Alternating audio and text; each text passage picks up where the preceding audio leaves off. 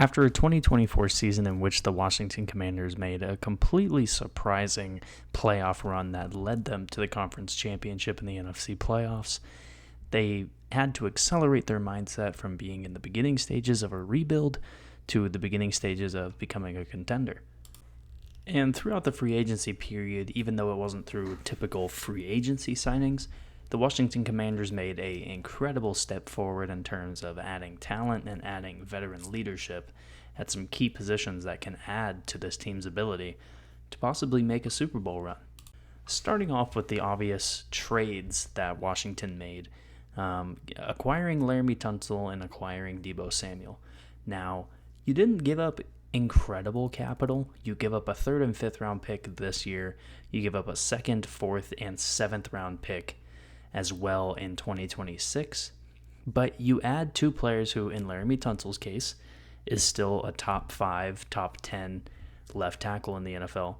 And Deebo Samuel, who isn't at his peak anymore, but you hope with a fully healthy year, if he's relied on as a 2nd or 3rd option behind maybe Brian Robinson and Terry McLaurin, instead of being the number 2 running back option and the number 1 or 2 wide receiver option, you hope that not limited role, but more limiting role of being with Washington does better for him than being in San Francisco.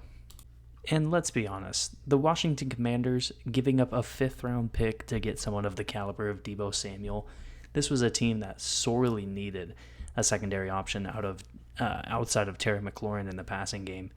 And like I said, just gives this 2nd or 3rd option, possibly even 4th option, depending on what the Washington Commanders do in the draft. But like I said, I mean, Deebo Samuel is still a very good player. He can still bring a lot of value to this offense, and I think it's a pretty good sign of things to come in not just this free agency, but in future off seasons as well. This was a proving point, it seems like, from the front office of Washington to show that they're willing to go out and get talent to their roster and bring in guys that add to the chance of this team winning a Super Bowl. And like I said, there was a complete mindset change from where this team was last year when they didn't even have Jaden Daniels yet on their roster and they didn't have a conference championship run under their belt. They now have to start thinking about their team as a potential contender. They were a top 4 team but when everything was said and done last year. And they had a good record throughout the regular season as well. It's not like they just won a couple games in the playoffs and got lucky. This was a team that was good all year last year. In the traditional free agency, there's not a lot of moves. You add offensive lineman Nate Herbig. You add Dietrich Wise and Jonathan Jones from New England.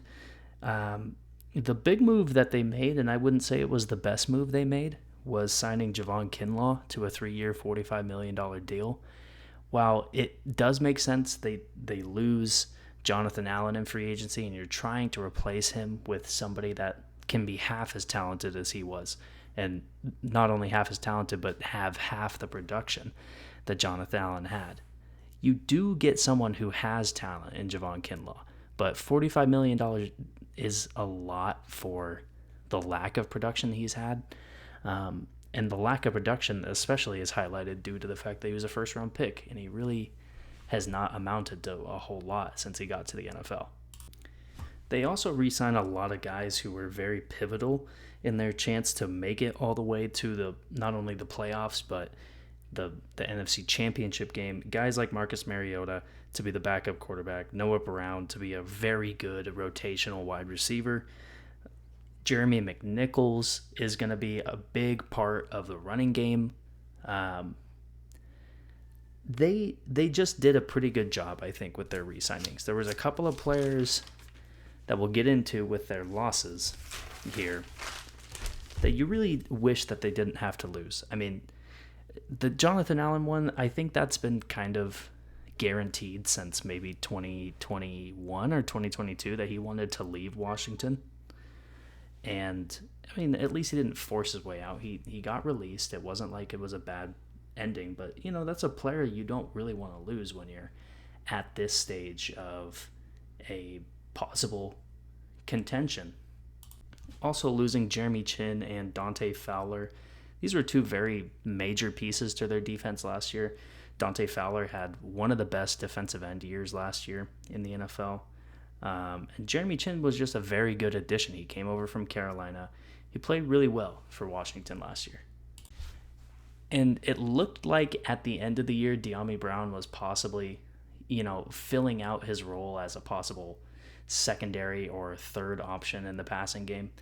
But $10 million from Jacksonville, I mean, it was a 1-year deal, so it's still kind of a prove-it deal.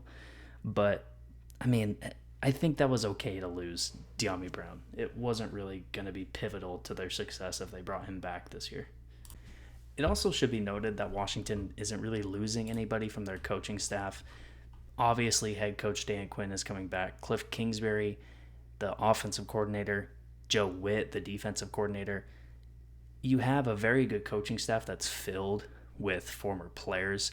You have guys like Bobby Ingram. You have guys like Darryl Tapp, Sharif Floyd, Ryan Kerrigan, which is awesome that he's part of that coaching staff.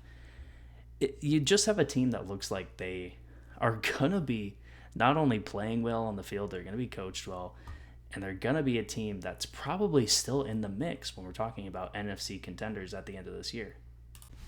Overall, I give it an A- for the Washington Commanders in free agency.